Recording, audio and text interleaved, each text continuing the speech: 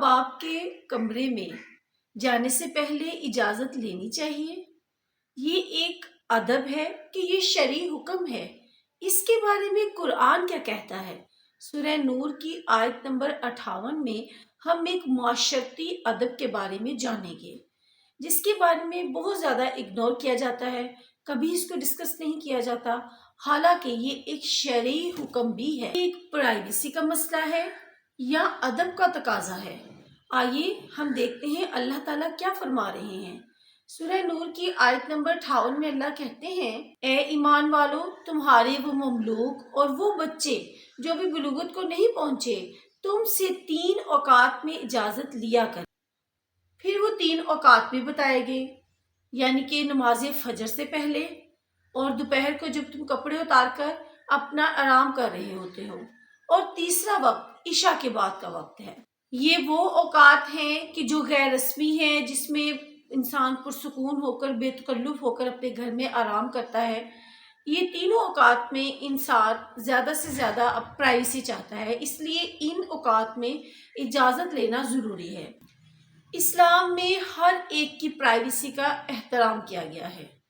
یہ وہ آیت ہے کہ جس میں ہمارے اسلامی معاشرے کے بچوں، خادموں، بڑوں، چھوٹوں کا ادب، حیا اور پرائیویسی کا خیال رکھنے کے لیے ان کو سمجھایا گیا ہے۔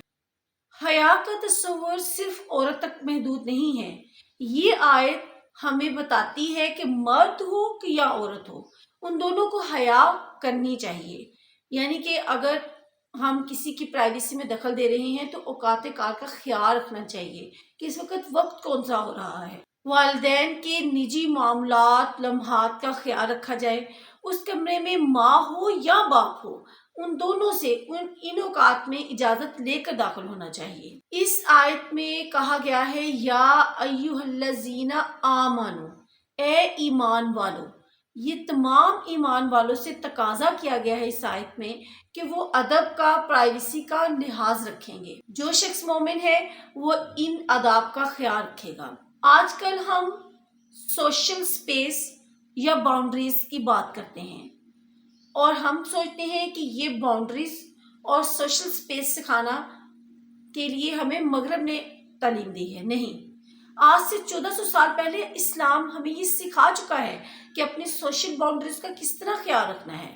سیل فون، سوشل میڈیا، کیمرے، آج کل کے ان آلات کی وجہ سے تمام پرائیویسی بہت زیادہ ڈسٹرب ہوئی ہے، اور پرائیویسی کی خلاف ورزیاں عام ہو چکی ہیں۔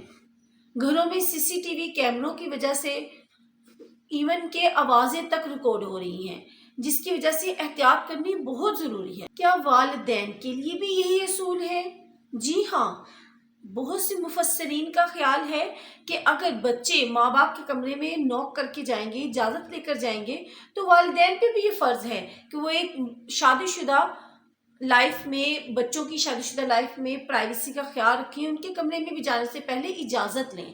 جی ہاں، بالکل، یہ حکم دونوں کے لیے ہے۔ ادب اور عزت دونوں طرف سے ہونی چاہیے۔ یہ آیت نہ صرف بچوں کو ادب کا تقاضا سکھاتی ہے، بلکہ بڑوں کو بھی حدود کا ادراک بھی سکھاتی ہے۔ امام قرطبی رحمۃ اللہ علیہ فرماتے ہیں کہ ان اوقات میں اجازت لینا اتنا ضروری ہے کہ اگر یہ اجازت نہیں لی جائے گی تو وہ گناہ میں شمار کیا جائے گا۔ بچوں کو بچپن ہی سے سکھانا چاہیے، ان کی تربیت کا ایک حصہ یہ بنانا چاہیے کہ دروازہ کھٹکھٹا کر اندر آنا ہے، اجازت لینا ہے ماں باپ سے کہ کیا میں اندر آ سکتا ہوں۔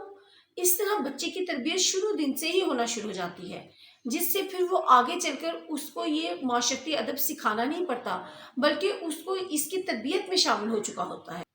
اگر ہم چاہتے ہیں کہ ہمارے بچے نیک، مہذب، باادب ہوں، تو ہمیں قرآن کی اس آیت پر اپنے بچوں کی تربیت ضرور کرنی چاہیے۔ گھروں میں یہ اصول رائج کریں کہ کسی کے کمرے میں جانے سے پہلے اجازت لینا بہت ضروری ہے۔ والدین ہو یا اولاد ہو، دونوں کو ایک دوسرے کی پرائیویسی کا خیال رکھنا چاہیے۔ بچوں کو قرآن کے ذریعے معاشرت سکھائیں، ادب سکھائیں، ان کے اندر اعتماد، محبت پیدا کریں۔ یاد رکھیں، جس گھر میں ادب، حدود اور حیا ہوتی ہے، وہی گھر جنت کا ٹکڑا بن جاتا ہے۔ اگر آپ چاہتے ہیں کہ گھروں کا ماحول پاکیزہ قرآن کی آیتوں کے مطابق ہو، باحیا ہو، پرسکون ہو، تو آج ہی سے اس آیت پر عمل کرنا شروع کر دیں۔